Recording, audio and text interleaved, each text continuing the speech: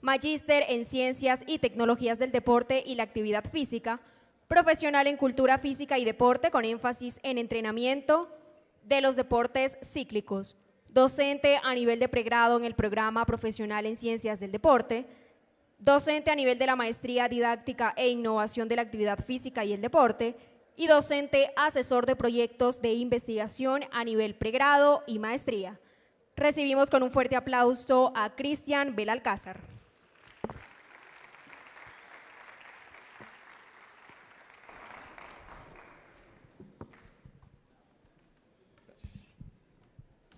Hola.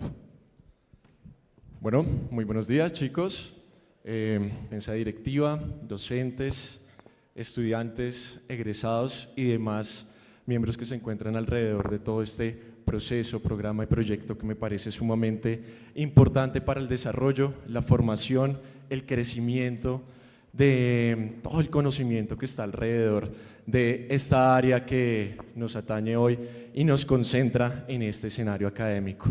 La actividad física, el ejercicio, el deporte y todo este maravilloso mundo que nos gusta tanto predicarlo, practicarlo, entenderlo y fortalecerlo.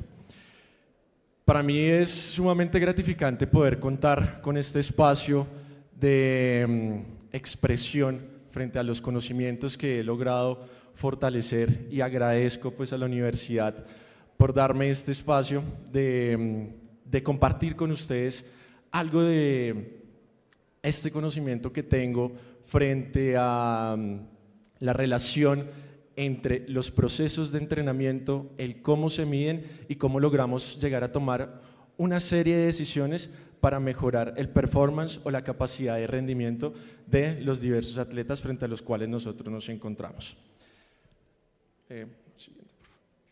Listo.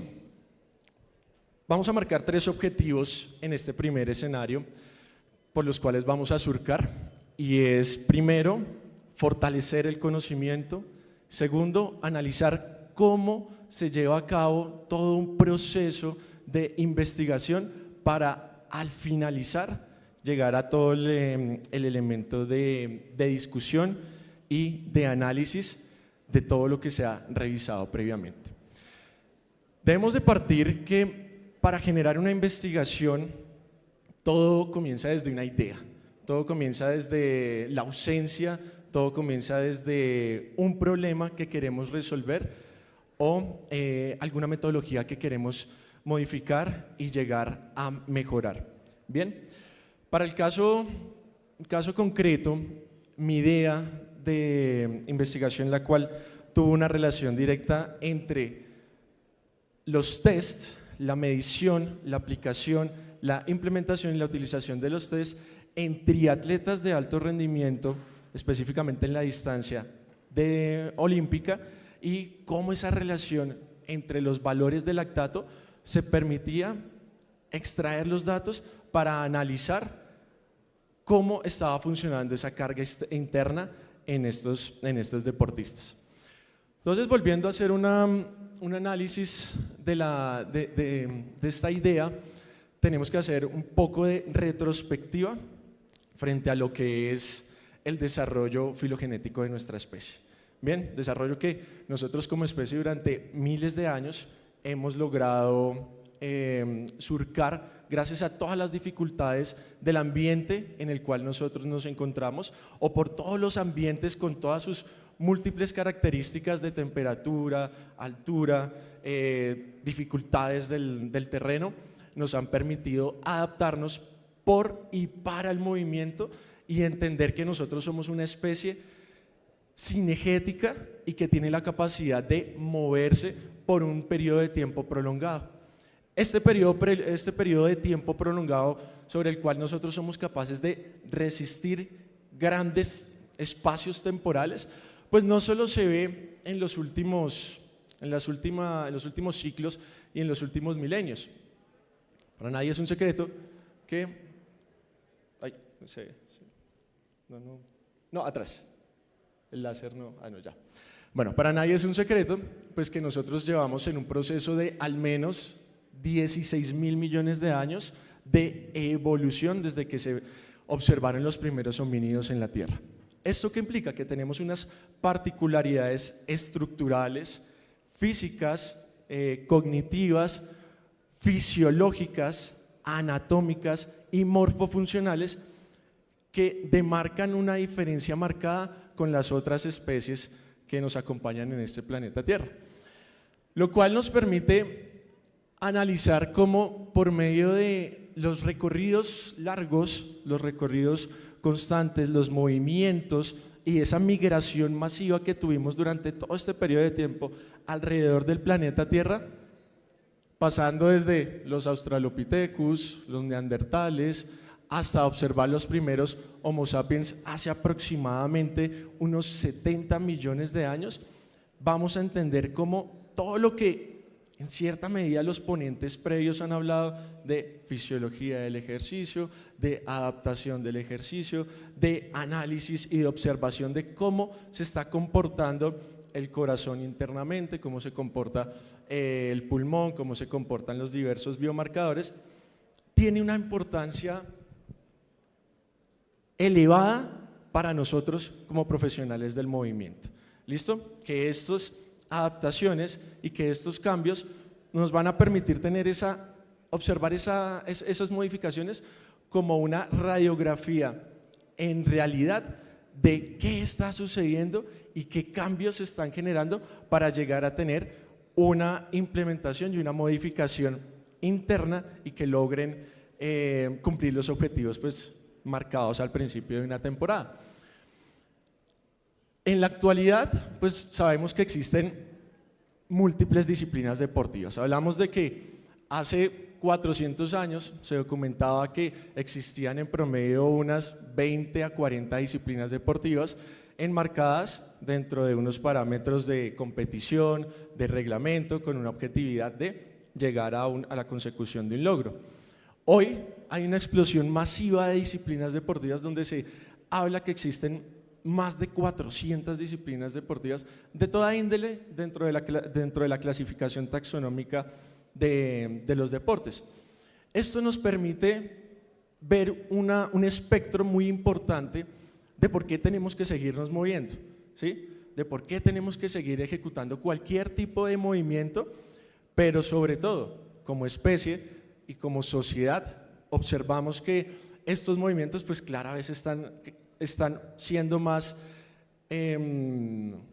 controlados, modificados, analizados no solo externamente cuando hablamos de la técnica, sino también de índole interna. Bien, o sea, entendemos que de todo este tiempo de 16.000 millones de años a la actualidad, nosotros hemos estado todo ese tiempo 99.9996% activos sin parámetros específicos de control o de movimientos relacionados hacia el entrenamiento. ¿Listo? Y eso es importante que nosotros lo tengamos en cuenta porque el deporte como objeto de estudio pues lleva aproximadamente un siglo. ¿Listo?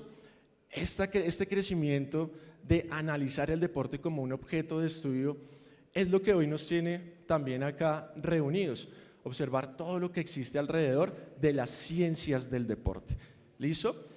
Y como decía Carl Sagan hace un par de décadas, pues la ciencia es la forma de pensar, la manera de resolver problemas y un generador de cambio y un motor de construcción de sociedad.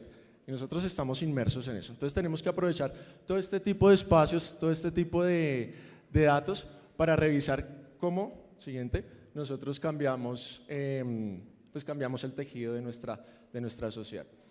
Así las cosas y con ese marco de referencia y prehistórico e histórico, fue que me surgió la idea hace un par de semestres de llegar a proponer pues esta identificación de los test de resistencia aeróbica en los triatletas y su relación con los valores de lactato y observar pues algunos paradigmas que aún hoy por hoy siguen replicándose en nuestro medio de conocimiento y más en relación con este biomarcador de lactato, que en muchas ocasiones pues se ha convertido como en ese elemento de discusión frente a si es el villano o si es el héroe de la historia. y ya vamos a revisar por qué. Siguiente. Contextualización. Yo he venido trabajando desde hace un par de semestres con la Escuela de Cadetes General Santander de Policía, donde forman a los oficiales de Policía de Colombia. Y estuve a cargo de todo el proceso de formación, digámoslo, de reclutamiento del equipo de triatlón de la escuela, donde allá pues van chicos desde alto rendimiento hasta personas que han practicado deporte de naturaleza amateur, aficionado, o estudiantes, cadetes que han querido practicar algún deporte en medio del proceso de formación que surcan desde cadetes hasta oficiales. En ese proceso de selección de deportistas me di cuenta que no existía un proceso marcado de filtro para seleccionar los deportistas y posteriormente poder implementar modelos de entrenamiento en aras de competir en eventos nacionales, como lo hacen en el caso de las interescuelas de naturaleza militar. Aquí este soy yo, el del lado izquierdo, con parte del equipo de los triatletas que estaban ahí pendientes. Entonces vemos que es un equipo muy variopinto, por así decirlo, donde hay chicos de alto desempeño, chicos y chicas de alto desempeño, dos, el resto eran aficionados o chicos que querían pertenecer a este selecto grupo de triatletas. Y ahí es donde uno comienza a observar, bueno, cuáles son las necesidades específicas con las cuales debe cumplir un triatleta para lograr practicar esta disciplina y sobre todo llegar a tener unos logros significativos, teniendo en cuenta pues que muchos de estos estudiantes ya tenían pues una edad avanzada, donde estaba entre 18 hasta los 25 años, algunos ya habían sido triatletas, habían tenido algún tipo de competición significativa tanto a nivel nacional e internacional, y el resto pues se habían formado en otras disciplinas deportivas, pero pues querían estar inmersos en ese equipo. Y ahí es donde uno comienza a revisar, bueno, ¿cuál es toda esta naturaleza de esta disciplina deportiva? Entonces, no sé si alguno de los acá presentes ha tenido la oportunidad de practicar triatlón. De pronto, que levante la mano. ¿Ninguno? Bueno, el triatlón es una disciplina deportiva en la cual están inmersas 3 subdisciplinas deportivas, en las cuales está marcado por ser un deporte que va desde largo aliento hasta distancias de alta velocidad. Bien, distancias de largo aliento, como es el caso del triatlón Ironman, no sé si lo han visto, que es por allá en Hawái, con unas distancias que van desde los 15 kilómetros en natación, 7.5 kilómetros en natación, una maratón y posteriormente 120 kilómetros en ciclismo. Entonces, como para que dimensionen esas distancias en un triatlón de naturaleza Ironman, y ya más hacia adelante pues hay unas que tienen unas distancias mucho más largas, que se llaman ultra triatlones, que duran 2, 3 hasta 5 días. Bien, ahí es donde uno comienza a decir cómo estos sujetos y chicas son capaces de resistir esta cantidad de tiempo moviéndose, y es por la contextualización que hablábamos previamente. Nosotros nos hemos adaptado y evolucionado por el movimiento y para el movimiento, o sea, fisiológicamente casi que tendríamos la capacidad de hacer un movimiento temporalmente infinito, limitado por la ingesta de energía y por los tiempos de descanso o de micción y demás. Pero nuestro cuerpo es una cosa maravillosa cuando comienza a revisar todos estos procesos fisiológicos internamente. La distancia olímpica, que fue la que, digámoslo así, me especialicé, tiene una particularidad, y es que se comienza nadando, puede ser en aguas abiertas o en indoor, dependiendo pues de los organizadores y del evento, en una piscina olímpica o semiolímpica con una distancia de 1.5 kilómetros. Bien, para que de pronto los que han practicado natación o dentro del currículum, creería que aquí ustedes ven natación, hagan esa imagen de que es nadar primero 1.5 kilómetros. Bien, en piscina semiolímpica son 30 recorridos. En olímpica son 15 recorridos. ¿Qué se necesita para al menos terminar 100 metros? Los que están de pronto aprendiendo natación o los que han pasado por estas materias de natación. Ahora bien, terminas el segmento de natación, que es 1.5 kilómetros, pasas a una fase de transferencia en la cual pues tienes que colocarte la indumentaria, los zapatos, las gafas, el casco y montarte a la bicicleta. De ahí pasas a hacer una distancia de 40 kilómetros. Bien, o sea, ya vienes con esa carga, con ese cansancio, con esa activación, con esa fatiga de haber nadado y tienes que arrancar de una vez a pedalear 40 kilómetros. Hasta ahí digamos que todo es relativamente, narrativamente bien. Pero comenzamos a ver otros factores determinantes. Por ejemplo, el agua tiene 1000 veces más resistencia al avance que el aire. O sea, hidrodinámicamente, tú casi que tienes que hacer 1000 veces más de fuerza para poder avanzar con una referencia específica a lo que tienes que hacer cuando estás corriendo. ¿Listo? Entonces, comencemos a pensar toda esa articulación y esa sinergia entre los segmentos corporales superiores e inferiores en la fase de propulsión subacuática que se necesita hacer para romper constantemente el avance a la resistencia hidrodinámica de los nadadores. Bien, pasamos a la fase de ciclismo, que para algunos autores es considerado como una fase aérea. Para los que han montado cicla, saben que pueden alcanzar unas velocidades significativas, 40, 50 kilómetros por hora, es una velocidad pues sumamente elevada. Ahí también hay una resistencia al avance, una resistencia aeróbica. Por eso el triatlón está claramente reglamentado frente a si hay drift o no hay drift. El drift es el espacio que yo tengo para avanzar detrás de otro deportista y meterme en ese túnel aerodinámico y evitar pues que exista una mayor fatiga a ese avance. Entonces hay unas distancias que depende del triatlón, depende del escenario donde se encuentren, puedes hacer drift o no puedes hacer drift. ¿Listo? Para que haya una mediana igualdad de condiciones en el momento de la competición. Bien, revisemos otros dos factores importantes a nivel fisiológico y a nivel estructural. Vienes de utilizar en la natación prácticamente toda tu musculatura. ¿Listo? Aquí ahí se comienza a romper unos paradigmas importantes. Que la natación utiliza el 100% de los músculos y que el resto de disciplinas deportivas comienza a disminuir el uso de los mismos. Aquí nos damos cuenta que eso también es falso. Tú siempre, en cualquier disciplina deportiva, estás utilizando 100% de tu musculatura. Solo que la activación frente a los momentos de propulsión cambia significativamente. Pero no significa que en natación tú uses el 100% de los músculos y en los otros un porcentaje distinto.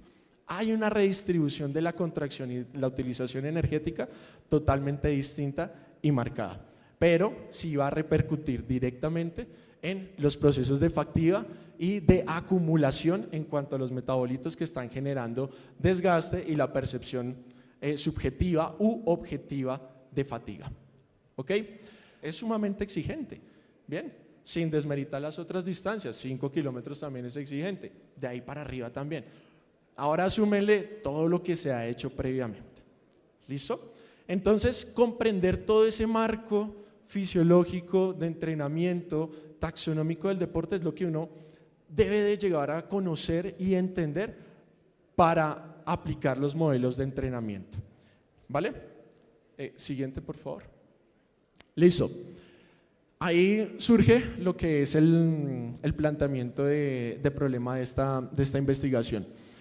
Yo quería revisar cómo se estaba concentrando el lactato, con el paradigma del lactato, en los diversos segmentos en los cuales se estaba compitiendo o en los cuales se estaba entrenando el deportista, para tomar algunas decisiones frente a ahí, en qué zona de entrenamiento, la cual ya vamos a hablar, tú te encuentras y va a permitir hacer esa extrapolación a factores que no son tan invasivos. ¿Listo? Recordemos que para revisar el lactato tenemos que pasar por todo un proceso bioético de extracción de este marcador, porque se da en la sangre. Cuando yo iba a hacer esta investigación, pues bioéticamente fue imposible, por todos estos procesos burocráticos, hacer la extracción. Por eso me redireccioné por otro camino de hacer una revisión bibliográfica y posteriormente lograr hacer algo de extrapolación a los datos reales. Donde surge la pregunta, ¿cuáles son los tests más utilizados en el triatlón en distancia olímpica y cuál es su relación con los valores de lactato para posteriormente utilizarlos en los procesos de entrenamiento? Y comencé a darme cuenta de ciertos patrones específicos donde existía una transferencia de test de otras disciplinas deportivas para intentar medir, siguiente por favor, para intentar medir al triatleta como, por ejemplo, medirlo como un atleta, medirlo como un ciclista o medirlo como un nadador. Y ahí comienza a existir un sesgo importante en la validación o la aplicación de estos tests, ¿vale? ¿Por qué? Porque es que el triatleta o el triatlón es una disciplina deportiva en la cual tú compites como un todo. No compites como ciclista, no compites como nadador o como atleta, tú eres enmarcado como un triatleta, o sea, has de tener una característica que te permita ser íntegro en las tres modalidades deportivas, y es lo que ha sucedido hoy por hoy muchísimo con el deporte amateur alrededor del triatlón. Chicos o chicas que han sido runners y quieren comenzar con el triatlón, tienen un buen segmento de running, pero los otros segmentos no los logran hacer muy bien, porque no han tenido unos procesos de fundamentación específico en cuanto a la técnica, por ejemplo, del libre, si lo están haciendo en aguas abiertas o si lo están haciendo en indoor. Entonces, todo esto es importante entenderlo cuando se van a hacer procesos de formación, de iniciación, de especialización. Hey, estamos formando o a un deportista nadador o a un ciclista o estamos formando a un triatleta. Bien, eso es importante que nosotros lo logremos integrar pues cuando estamos inmersos en diversas disciplinas deportivas. Esta justificación me permitió entender pues que el triatlón funge como un todo, debe existir una valoración específica del triatleta, ¿listo? No del nadador, sino del triatleta, no del runner, sino del triatleta. Toca contar con un constante continuo del entrenamiento, un control constante del entrenamiento, donde viene la premisa de lo que no se mide, no se controla. Y nosotros que estamos inmersos en el mundo del entrenamiento, de la actividad física, de la progresión de las cargas, es necesario que estemos haciendo constantemente un control de lo que se está llevando a cabo. Hay múltiples vertientes que dicen que el profesor, el entrenador y sobre todo con este escenario en el que estamos trabajando con corazones, con pulmones, con riñones, si no hacemos un control, si no hacemos una proyección, si no hacemos, como lo mencionaban en la ponencia previa, una individualización y nos basamos en todas estas premisas y principios del entrenamiento, nos podemos llegar a convertir en un peligro para los entrenados, ¿vale? Un constante feedback o biofeedback individualizado, hacer evaluación continua de los procesos, planificación específica para llegar a la toma de decisiones. Bueno, ¿qué pasa con el lactato? El lactato no solo permite ver internamente cómo está reaccionando el cuerpo y cómo está haciendo ese consumo energético, sino que también si lo tomamos en unos momentos específicos, cuando estamos haciendo el entrenamiento o en procesos de competición, se puede llegar a extrapolar a valores que no son tan invasivos. Por ejemplo, frecuencia cardíaca, VO2 max, percepción subjetiva del esfuerzo, batiaje, velocidad de recorrido. En la clase de natación, los Rs, los famosos tiempos de paso en los cuales se están ejecutando unas distancias de recorrido principalmente de naturaleza larga o continua. Bien, como les mencionaba al principio, pues se marcaron unos objetivos específicos, pero ya inmersos dentro de la investigación existe la determinación de un objetivo que engloba todo lo que se quiere llegar a conseguir. ¿Listo? Aquí es necesario que tengamos en cuenta que cuando hablamos de objetivo, tiene que ser medible, tiene que ser conseguible y tiene que tener una particularidad de que pueda llegar a lograr conseguir esta finalidad. ¿Listo? Ese objeto de estudio, ¿cómo lo estamos consiguiendo? Donde se implementa en primera instancia identificar los tests y luego unos objetivos específicos que van enmarcados dentro de evaluar, reconocer y caracterizar o analizar todos estos artículos científicos que me permitieron hacer la revisión bibliográfica. Listo, aquí existe este flujograma donde observamos los conceptos clave que les he venido comentando. Por la columna derecha observamos lo que es visible, lo que nosotros como entrenadores o profes logramos controlar y medir cuando no hacemos una revisión a profundidad. Conceptos tales como 5 bloques que van determinados dentro de natación, transición, ciclismo, transición y atletismo. Si nos damos cuenta, este segmento, este bloque que está aquí al lado derecho, es uno solo, pero está repercutiendo esa carga externa en este componente interno de la carga interna. ¿Listo? Aquí es donde yo me fundamenté en medir la resistencia aeróbica por medio del test, específicamente con el biomarcador lactato. ¿Ok? ¿Cómo se va a ver repercutido este biomarcador? Por 3 elementos fundamentales o 3 premisas determinantes que en cierta medida ya los conocen y los hemos hablado. Por ejemplo, los tipos de fibras musculares. En teoría, cuando nosotros avanzamos en el proceso de formación académica, ya debemos de conocer y saber todo ese perfil morfológico, fisiológico, bioquímico, energético, de cómo funcionan las famosas fibras musculares. De ahí vamos a entender, hey, mi deportista qué tipo de fibra muscular o qué perfil muscular tiene y de esa manera determino cómo lo voy a entrenar. Si está ejecutando los movimientos en cuanto a parámetros de tiempo, de velocidad y de espacio específicos o no. Las cualidades, bueno, aquí ya sería un componente un poco más psicológico, pero estas cualidades volitivas, combativas dentro del querer hacer del deportista es importante. Y aquí cabe resaltar que para el caso de cuando se aplican los test es necesario hacer una contextualización de qué es lo que va a hacer, cómo se va a llevar a cabo y sobre todo las ventajas que va a tener en el deportista.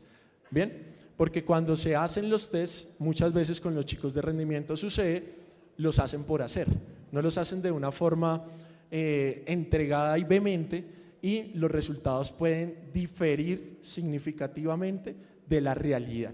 Entonces, entrar en esa conceptualización y en ese contexto para nosotros como entrenadores es sumamente funcional y determinante para que entreguen el 100% cuando se están evaluando. Todo, pues como lo mencionaba el doctor previamente, bajo el control del sistema nervioso central, llámese autónomo o volutivo. ¿Listo? Ahora vamos a hablar un poco del marco teórico. Miren que vamos avanzando dentro del marco histórico, marco conceptual. Y si hacen la trazabilidad paralela, miren que todo esto a ustedes, chicos que están casi en los últimos semestres, les va a permitir entender cuál es el proceso y paso a paso de la construcción de sus proyectos de investigación. Porque muchas veces llegamos a noveno y no sabemos qué es un marco metodológico, ¿sí? Qué es un marco de referencia, qué es un marco conceptual. Y uno entiende que es por falta de lectura frente a qué son estos componentes y es lo que les va a dar el sustento teórico y conceptual a ustedes para escribir de manera funcional y entender sobre lo que ustedes están hablando. Listo, ¿qué nos dice el marco teórico? Ya era lo que les mencionaba previamente. El lactato pasó a ser desde el villano de la película hace más o menos 2 décadas, donde se pensaba que era un metabolito de fatiga, a entenderse como un metabolito héroe de la historia. ¿El cual qué hace? El cual lo que, dentro de sus múltiples funciones, produce una alcalosis, o sea, ayuda a reducir la acidosis por medio de la aserción de los protones de hidrógeno. Entonces ahí es importante pues que recordemos todas las estructuras funcionales, todas las estructuras anatómicas que están inmersas dentro de la célula. ¿Qué es el famoso ciclo de Krebs? ¿Cuál es el famoso ciclo de Cori? ¿Cuáles son las partes de la célula? El citoplasma, ¿bien? El citosol, la membrana citoplasmática. Ahí es donde se está consumiendo la glucosa, se está rompiendo en piruvato y posteriormente pasa al ciclo de Krebs, se consume, genera unas moléculas aceptores de energía y se produce nuestro famoso lactato. ¿Qué pasa con el lactato? El lactato sale a la sangre y nosotros lo medimos y revisamos que se encuentra una concentración específica del mismo. Bien, hoy por hoy pues se sabe que el lactato siempre se está produciendo. Si hiciéramos una medición de nosotros, los que estamos acá, que llevan ya un par de minutos sentados, vamos a revisar y vamos a observar que la concentración se puede encontrar entre 1 o 2 milimoles por litro. Ya cuando comenzamos a avanzar en el ejercicio, en la actividad ya más fuerte, pues esa concentración va a aumentar y va a ser un claro marcador de qué tipo de vía metabólica de sustrato energético se está utilizando y también qué tipo de fibra podemos estar llegando a estar activada. Eso es determinante para el triatlón, porque es que si observamos que esta concentración de esta molécula, que es un isómero, está muy elevado, pues es una posible referencia de que el deportista se está extralimitando frente a los tiempos de paso en los cuales él está corriendo o está nadando. Bien, eso es importante. Y aquí salen unos conceptos que en la literatura pues están muy marcados en segundo idioma, pero pues es necesario que los traigamos a acotación. Por ejemplo, el inicio de la concentración de lactato, o el onset, ¿bien? O el OBLA, onset blood lactate accumulation, ese momento donde existe como el segundo aliento que va a coincidir con la salida de carbono al oxígeno a la sangre arterial y vamos a observar cómo comienza a aumentar la frecuencia respiratoria.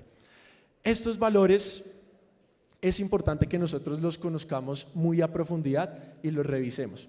Como ustedes se han dado cuenta en la gran mayoría de las ponencias previas, todos los que han tenido un contacto directo o indirecto dentro de ese trabajo multidisciplinar alrededor de la actividad física y el deporte, se convierten o nos convertimos pues en unos fisiólogos donde debemos de saber qué está repercutiendo internamente para saber medir, controlar, proyectar y aplicar las cargas desde un punto de vista mucho más científico y certero. Siguiente, por favor. Listo. Este proceso de la recolección del lactato pues sucede con múltiples tecnologías.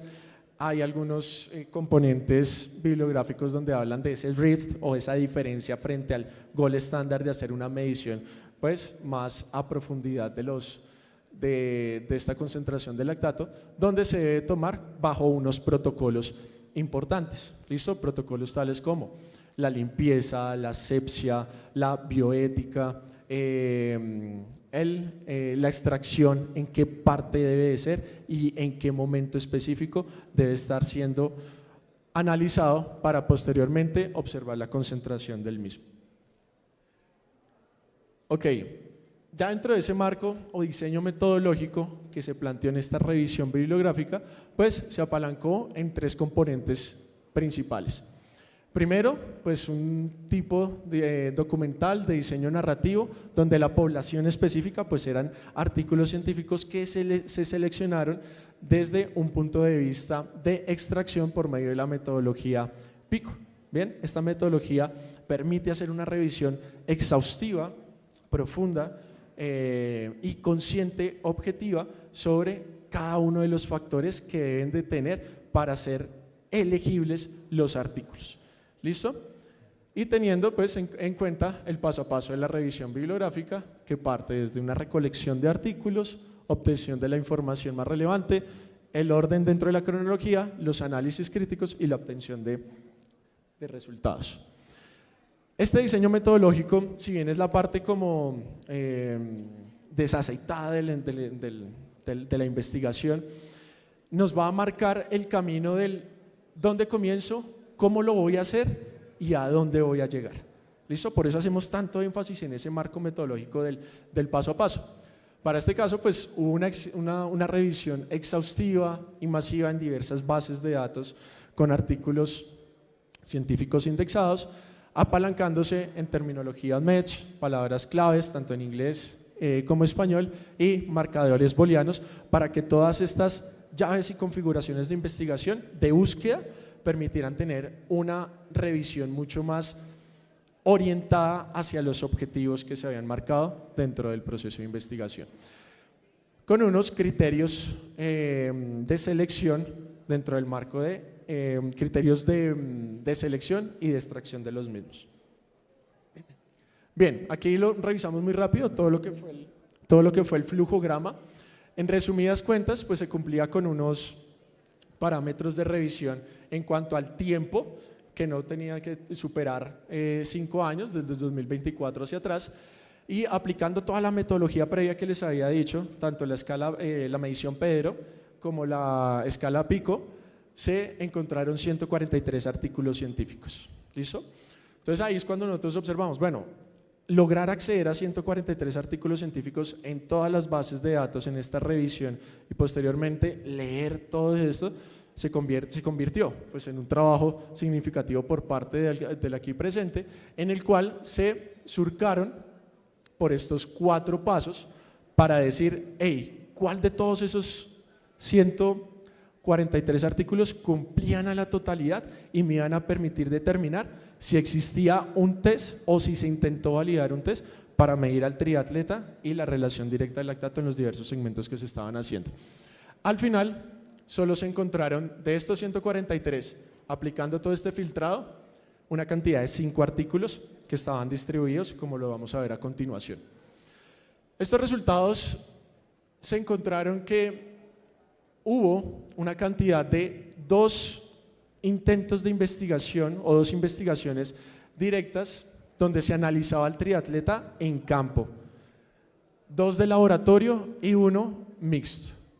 Bien. Siguiente, por favor. Y esta es la parte más importante, sin desmeritar pues todo lo previo que se ha hablado, de un proceso de análisis, un proceso de revisión. Y es entrar a hacer esa discusión o esa conversación entre lo que está escrito, entre lo que han hecho otros investigadores y cuál es mi postura, apalancándome en un marco teórico sumamente robusto y científicamente muy profundo. ¿Qué se encontró? Por ejemplo, ¿se acuerdan que les había dicho de los 5 artículos? Un artículo que se hizo específicamente en campo, se evaluó a los triatletas, pero solo en segmento de atletismo. ¿Listo? Entonces, solo se evaluaba al triatleta y se medía el lactato por medio de un test y un test ya validado, unas distancias específicas en segmento de atletismo, en pista encauchetada. Luego, ¿qué se encontró? 2 tests de naturaleza mixta, donde el que se hizo en Polonia sí se pretendió analizar al triatleta en los 3 segmentos, pero se analizó como si fuera un super sprinter. Las distancias de super sprinter son prácticamente 1/4 de la distancia del triatlón olímpico. ¿Listo? O sea, era 300 metros en natación, 10 en ciclismo y 2.5 en atletismo. Ahí varía y fluctúa totalmente lo que les hablaba metabólicamente, el tipo de fibras que se están utilizando, la concentración del lactato y un elemento importante que tenemos que tener en cuenta. El triatlón es un deporte de tiempo y marca. ¿Eso qué implica? Que no gana el que más resista, el que más llegue lejos, sino el que llegue antes a la línea de meta. Eso es importante que lo tengamos en cuenta. Cuando lo traemos a una situación real o todo lo que está sucediendo alrededor del deporte hoy por hoy, entendemos que no gana el que más resista, sino el que llegue más rápido a la línea de meta, el que llegue más rápido al balón, el que golpee mucho más, o sea, que sea el más eficiente, eficaz, potente y veloz. Eso es lo que el triatlón o los deportes de largo aliento se está haciendo una transferencia a entender, hey, ¿cuáles son los tipos de fibra que nosotros debemos de entrenar? ¿Cuál es esa concentración de lactato, de metabolitos que se deben de estar ahí concentrando o saliendo dentro de la revisión? Bueno, otra intento de validación de test se hizo, este sí fue en Brasil, donde los chicos se hacían al principio en una piscina semiolímpica, se revisaba por medio de un test específico al deportista, pero aquí había una diferencia significativa con la realidad de la competencia. ¿Y era cuál? Se hacían 3 intentos en el cual los evaluados hacían una distancia de 400 metros y el mejor tiempo que hacían en esas distancias era el que se evaluaba la concentración de lactato. Bien, entonces ya ahí se ve que hay una modificación real de cómo está compitiendo o entrenando el chico. Luego pasaba a una cicla estática, hacia una distancia pues simulada y posteriormente se pasaba a un sector atletismo. Otro de los artículos que se encontró fue totalmente en laboratorio, ese también se llevó a cabo en Brasil, donde se evaluaba al triatleta solo en atletismo, pero en banda sin fin y en la modalidad de ciclismo en cicla estática. Bien. Ahí comenzamos a observar algunas discusiones y conclusiones de estos artículos donde sí difieren en la importancia de llevar a un triatleta o a los deportistas que posiblemente ustedes vayan a tener en las diversas modalidades deportivas a un ambiente ecológico para ellos. Ellos responden mejor a las cargas en esa situación real del bioma, por así decirlo, donde se encuentran, que en un ambiente simulado. O sea, no es lo mismo correr en una pista de atletismo o en la calle que ir a una pista sin fin. Y eso pues ya puede pasar a un aspecto psicológico, pero aspecto físico tiene una relación directa de tú cómo te estás moviendo, quién es el que está moviendo la cinta, de si estás controlando la velocidad de manera subjetiva, tú sabes a qué ritmo vas, o estás observando ahí en la pantallita de los aparatos frente a los cuales nosotros nos encontramos. Algunos de los resultados que se encontraron, hubo una diferencia marcada en la concentración de lactato frente a los diversos análisis y extracciones que se hicieron. Valores tales como iban desde los 6.2 hasta los 16. Y eso lo lleva a uno a pensar teóricamente y conceptualmente, ¿qué pasa para que alguien tenga una concentración pues, de 16 milimoles? ¿Eso qué implica? Pues que está utilizando un sistema energético de absorción muy rápido. O sea, que se hace ¿dónde? Ahí como para que lo pensemos. ¿En qué parte de la célula se está haciendo específicamente eso? ¿Qué sustrato energético es el que se está consumiendo? ¿Y cuál fibra es la que está predominando en el movimiento? O sea, ya está haciendo un movimiento más fuerte y explosivo y potente versus un movimiento resistente que le va a permitir avanzar en una distancia prolongada. Bueno, adelante por favor. Esto permitió llegar a unas conclusiones específicas y dar pie a un proceso pues, que yo he llevado haciendo hace un par de meses para poder conseguir la validación de un test específico para los triatletas que se pueda orientar en distancias de semifondo y fondo, por lo que hemos venido mencionando. En primera instancia, no existen protocolos especiales para aplicar test en el triatlón y aquí es donde se observa un sesgo significativo en los momentos en los cuales se están extrayendo estos valores. ¿Por qué? Porque es que todos los artículos que yo les mencionaba, algunos los evaluaban apenas iban a iniciar el segmento, otros los evaluaban en la mitad, digamos de la distancia de 5 kilómetros, los evaluaban a los 2.5 kilómetros, otros los evaluaban al final. Otros esperaban a que pasara 5 minutos, les hacían regeneración pasiva o activa y extraían el lactato. Entonces, uno comienza a revisar qué pasa pues, con esos protocolos. Todos tienen a atender una visión muy individualista frente a, vamos a revisarlo en el mismo momento a todos. ¿Cuál sería el óptimo? Terminaste el segmento, no haces regeneración y reviso cómo esa concentración se está dando en la sangre. Y eso me va a permitir no caer en sesgos para extrapolar la concentración al ritmo de trote, al bateaje que se está haciendo, a los tiempos frente a los cuales se está recorriendo, a la frecuencia cardíaca. que esos datos pues, nos van a permitir hacer una medición mucho más constante sin la necesidad de hacer una intervención en la cual extraigamos pues, todos estos elementos de la sangre. Prevalencia de test de campo seguidos por laboratorios y mixtos, adaptación de test específicos de cada disciplina transferidas al triatlón. En un 80% de los test que se hicieron adaptaban los tests, ¿sí?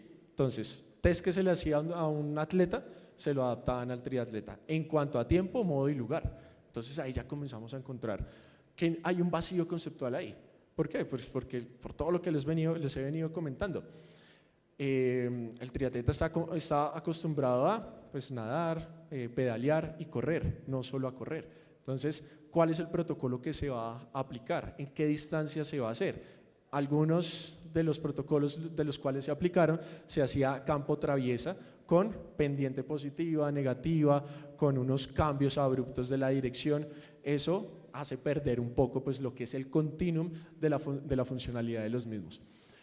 Menor concentración de lactato más experimentados, sí se observa, y esto si lo revisamos en la mayoría de deportes funge de una manera igualitaria. Deportistas con más bagaje, con más entrenamiento, pues todo su sistema actúa de una manera tan eficiente que esa concentración es mucho menor, pero pues no significa que los que tienen la mayor concentración no tengan la capacidad de responder a las cargas de una manera más óptima. Y por último, la medición de potencia aeróbica se hacía finalizando los segmentos. Se revisaba más la potencia aeróbica que la capacidad aeróbica. ¿Listo? Y aquí hay una diferencia significativa. Solo un artículo intentó revisar la capacidad aeróbica, o el MLSS, que es el Max Lac State, ¿sí? O el máximo estado estable de concentración de lactato, que si nosotros revisamos, fluctúa entre 4 minimoles más menos 0.8. Es ese espacio donde existe el famoso umbral ventilatorio. ¿Listo? Y ahí es cuando nosotros vamos a entender ¿qué necesita el deportista? Ser potente, entonces tiene que estar en ese límite superior del umbral, pero no superarlo, porque ya se va a fatigar y va a caer en todos esos procesos que no le van a permitir continuar o llegar dentro de un proceso idéntico. ¿Para qué se necesita la potencia? Se necesita, claro, pero en unos momentos específicos. Pensemos en el remate de la natación, ¿sí? En la llegada del atletismo, en el proceso de intercambio en las fases o en los boxes, tienes que ser muy potente y rápido, y sobre todo pues ya finalizando toda la prueba, en la cual pues tú ya llevas más de 1 hora dando un esfuerzo significativo. Ya ahí pues ya no importa que tú tengas una capacidad de resistencia, sino que des tu 100% y pues no importa si cruzas la meta, pues como lo vemos en la mayoría de casos de estos deportistas. ¿Qué limitaciones encontramos a nivel de Colombia? Sí han existido algunos intentos por investigar al triatleta, pero también ha sido muy sesgada. ¿Listo? Entonces solo se evalúa en un segmento, se evalúa cómo un entrenamiento durante un mes ayuda a fluctuar la concentración del mismo metabolito.